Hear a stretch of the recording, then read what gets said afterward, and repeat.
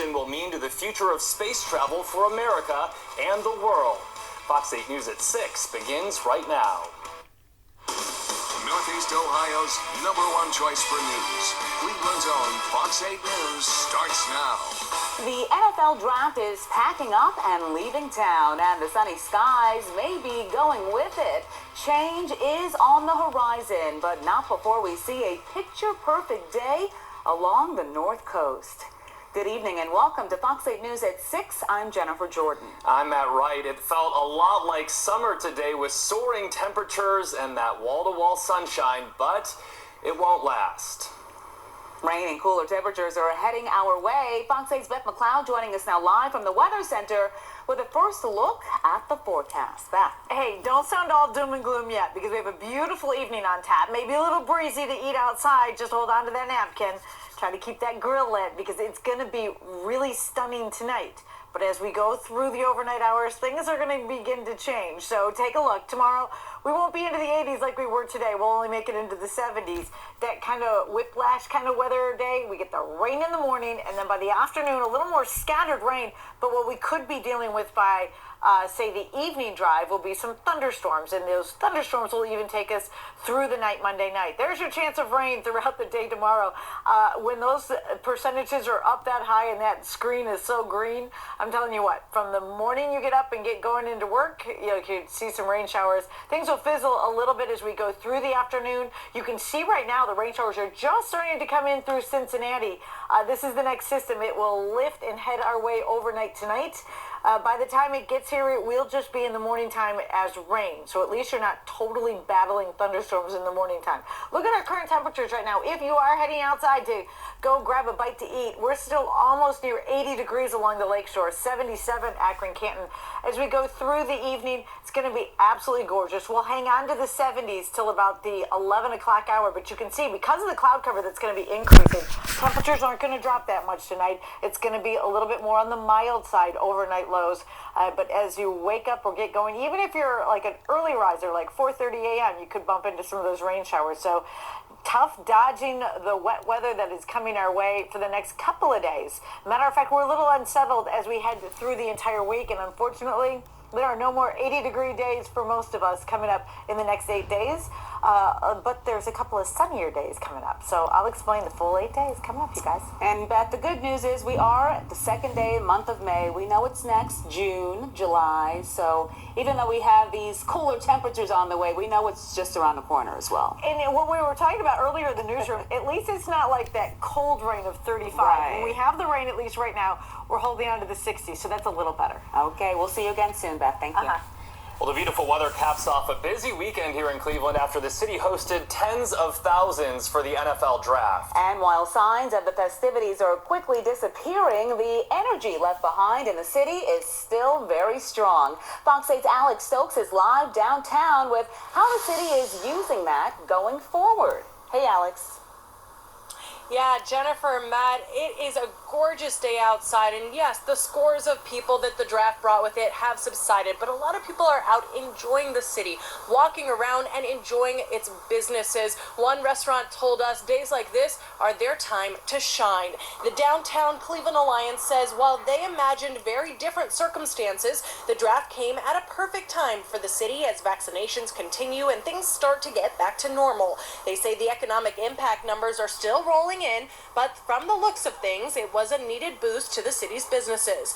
The organization's interim president said it wasn't just the draft area, but all of downtown that was activated, including the flats. Lindy's Lake House told us the crowds they were expecting definitely came out, despite the weather dampening access to the patio at times. Today, however, was more than ideal, and that provided another boost to business. They're glad for the new faces, both local and from out of town, that the draft was able to bring in. I always ask people, are you from Cleveland?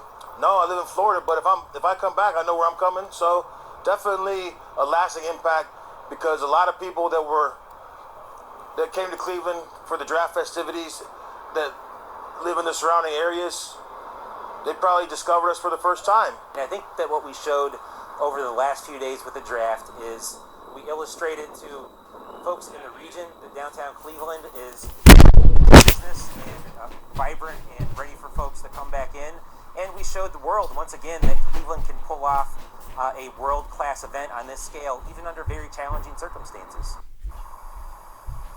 The Downtown Cleveland Alliance says the draft is a great opportunity for the city to catapult into spring and summer. They say it really was more than just about a return to normal, but also kind of a kickoff to big events returning to the city. And that plus holidays like Memorial Day, Mother's Day coming up, restaurants tell us that it looks like things are looking up and looking good on the horizon. Good news for sure. Alex, did you see any stragglers sticking around? Any visitors still here today, or did they mostly take off? There was a bit of a mix. We definitely saw and had talked to some visitors yesterday who were leaving first thing this morning, but it was good for the ones who did stick by. We're able to see Cleveland in such a beautiful setting, and we did see a few of them eating out on the patio and talked to a couple people, said they really enjoyed being able to experience Cleveland for the first time. Absolutely, and the weather was great today for that too. Alex Stokes reporting live. Alex, thank you. Thank you, Alex. Well, the NFL draft was a big success for the city of Cleveland, and it was a big success for the hometown team, the Browns. Cleveland changed the look of its defense, picking guys that fit the team's style of play. Fox 8 sports anchor PJ Ziegler joining us now live with more on the big draft weekend for the Browns. PJ. Well, good evening. The experts are putting draft grades on all of the teams as they look at what happened over the last couple of days, and the Browns are near the top of the draft class on many of those national publications. But it's hard to put a grade on these players and on these teams until we see how they fit with these teams and if these teams get to where they want to go, that ultimately being the Super Bowl. The Browns certainly revamped that whole defense over the course of the offseason and the draft. Joe Woods is smiling from ear to ear tonight. He will have plenty of depth and skill at each position. And most importantly, the guys the Browns drafted each bring speed and versatility, something that is needed with the way the Browns want to play. It is safe to say there will be plenty of competition at each position come training camp this July. I think speed really in every phase is certainly the one physical tool or critical factor that can stress the opposition. Again, especially with today's game. In terms of the versatility aspect, Daryl, I think it's more a function that football it's a long season and it's a little bit of war of attrition, and you have to have some level of flexibility with your roster. We'll have much more on the Browns draft coming up later in sports, including a Cleveland connection to the first 3 Browns draft picks that you may not have caught on to.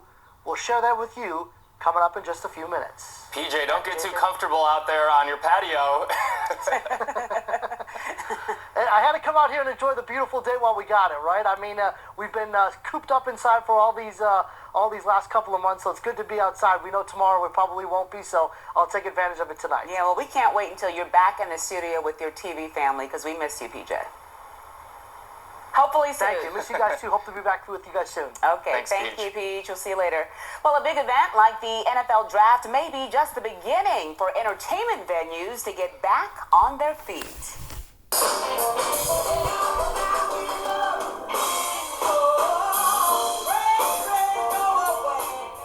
The Music Box Supper Club on the west bank of the Flats opening its doors today. The Becky Boyd Blues Brunch kicked off the club's return to live music. As of right now, the venue is only at 50% capacity, but if cases of COVID continue to fall, the capacity will be increased. And we are so excited that Clevelanders are ready to get out and ready to celebrate again and ready to be out with everybody else. Everyone is so excited. I think everyone was cooped up for a while and now they're just happy to be back. The season is looking great. The weather's turning around again, so we're really excited. And the club has already booked dozens of shows through May and June. Nice to see live music returning. Well, cases of coronavirus not the only thing slowing down, so are vaccinations. Here are today's numbers from the Ohio Department of Health. The state's reporting a little less than 1,000 new cases over the past 24 hours. The current 3-week average is more than 1,600. Another 64 people have been admitted to hospitals, with a dozen of those in the ICU. Both of those numbers also below the current average. 11,000 vaccines have also been started over the last 24 hours. More than 4.7 million Ohioans have had at least one shot. That's more than 40% of the state's population. More restaurant workers will be getting vaccinated. Tomorrow, Flying Fig in Ohio City will become the site of a mobile vaccination clinic for people in the food industry. The restaurant paired up with Fahrenheit in Tremont and Metro Health to get restaurant workers vaccinated. Fahrenheit hosted a clinic last week. Flying Fig had 100 spots available for its clinic tomorrow. Any restaurant or bar worker can get a shot free of charge. A 19-year-old man is under arrest in connection to a homicide in Lakewood. Around 9:30 this morning, police were called to an apartment building on Elmwood Avenue. They found a 44-year-old man was shot to death. That 19-year-old man was taken into custody and is being held until charges are filed. Neither the name of that suspect nor the victim have been released. Firefighters say a problem with a boiler was to blame for a carbon monoxide scare at a local hotel.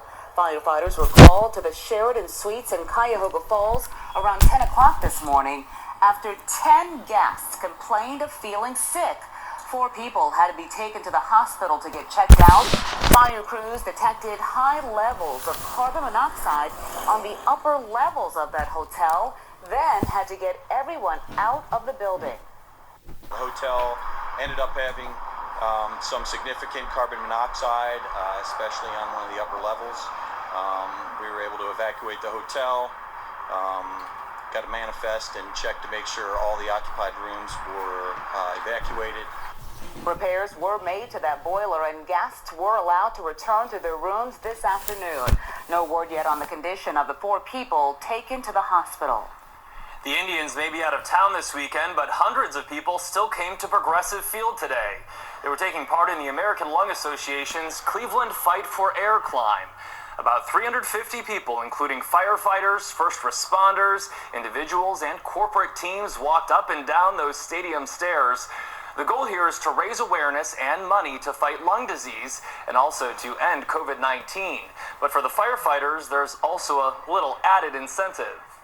The firefighters climb in full gear, which is about 30 to 40, possibly 50 extra pounds of gear on to race up and down the stairs because they also do it for bragging rights because the fastest team and the highest fundraising team gets a trophy at their stations. It's a traveling trophy, so they proudly display it throughout their station.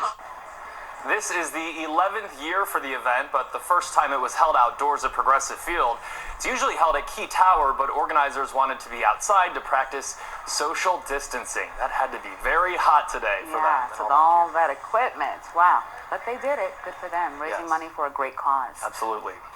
Well, rebuilding America's infrastructure is something that lawmakers from both parties agree needs to get done. But President Biden's effort to rebuild America is not exactly being met with open arms across the aisle. Still ahead at 6, why an Ohio senator believes the president's plan to pay for it will backfire. Plus, making a splash. A long journey for 4 astronauts comes to a successful and record-setting end. For us to be in Cleveland is the centerpiece of it again, and the football capital of America. It's just, we're really honored and blessed. We haven't played in a Super Bowl yet, but hosting the draft may be the next best thing. We'll have a look at 3 memorable days on the North Coast. A powerful